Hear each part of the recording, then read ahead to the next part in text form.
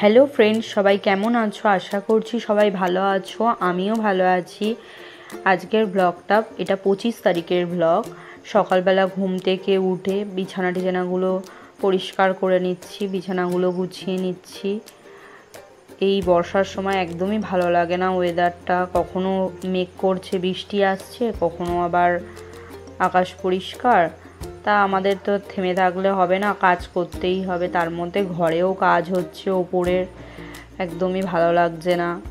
আবার চারিদিকের যা অবস্থা, মানে মনটাও আমাদের সবার খুবই খারাপ। একটা ডাক্তারের সঙ্গে যা হয়েছে আমাদের, খুবই খারাপ লাগে। এই বিছানাগুলো গুছিয়ে নিচ্ছি। আর ছেলে ওখানে দাঁড়িয়ে দাঁড়িয়ে বকবক করছে, ওর পরীক্ষা শুরু হয়েছে। আমি বলছি তুই পড়তে যা, ও কোনো কথাই শুনছে না। বিছানা পরিষ্কার করা হয়ে গেল। এবার সুদীপা এসে গেছে, ও কাজ করতে শুরু করে দিয়েছে। আর আমি ওইদিকে একটু রান্না করছি। আজকে বিশেষ কিছু করব না, ডাল করব একটু পেঁপে দিয়ে, আর হচ্ছে পনিরের তরকারি, আর উচ্ছে আলু ভাজা। এটাই আমাদের আজকের খাওয়া দাওয়া হবে। তাই ভাতটা বসিয়ে দিয়েছি। ভাতটা বসিয়ে দিয়ে আমাদের পাশের বাড়ির দাদাদের পেঁপে গাছটা পড়ে গেছে, তাই কয়েকটা পেঁপে আমাকে দিয়েছিল, তাই ওই পেঁপে দিয়েই আমি ডাল বানাচ্ছিলাম। তোমরা আমার পুরো ভিডিওগুলো দেখো, ভালো লাগলে একটা সাবস্ক্রাইব করো। তোমরা অনেকেই আমার ভিডিও দেখো কিন্তু সাবস্ক্রাইব করো না। আমার পাশে থেকো, সাপোর্ট করো, আর একটা করে সাবস্ক্রাইব করে দিও, আমি যাতে এগিয়ে যেতে পারি। আমি ডেলি ভ্লগ দেওয়ার চেষ্টা করব, কেন আমার শরীরটা এখন আস্তে আস্তে ভালো হয়ে যাচ্ছে। আমার ডাক্তার দেখানো চেকআপের ডেট আছে, যাব একদিন, চেকআপটা করিয়ে আসবো। তারপর ধীরে ধীরে আমি ডেলি ভ্লগ দেওয়ার চেষ্টা করব। পেঁপেটা কেটে ধুয়ে নিলাম। সুদীপা বলছিল কেটে দেবে, কিন্তু আমি বললাম না, একটু অল্প কাটা, আমি কেটেই নেব।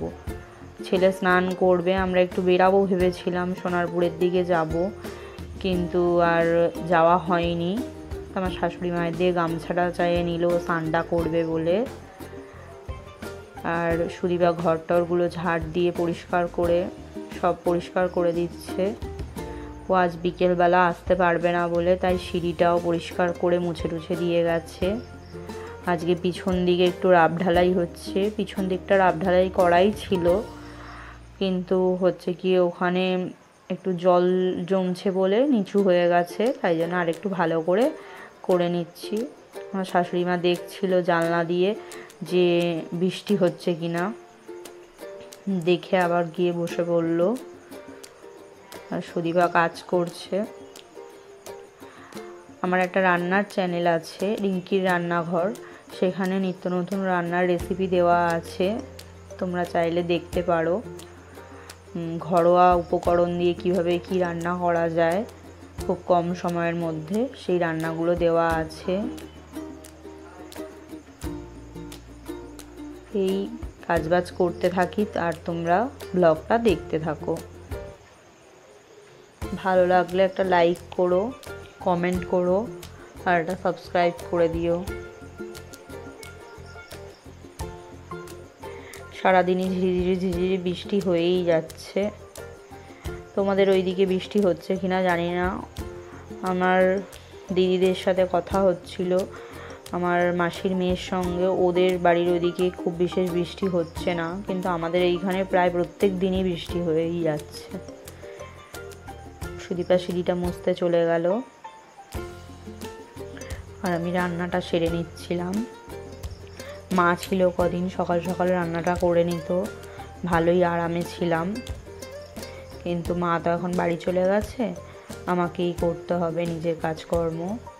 তাই উচ্ছে আলু ভাজাও হয়ে গেল। আজ বিকেলবেলা একটা জন্মদিন বাড়ি আছে, তাই বৃষ্টি এত হচ্ছে, কোনো রকম সিম্পলভাবে একটু ড্রেস পরে সেজে গুজে নিলাম। শাড়ি টাড়ি আর পরতে পারলাম না।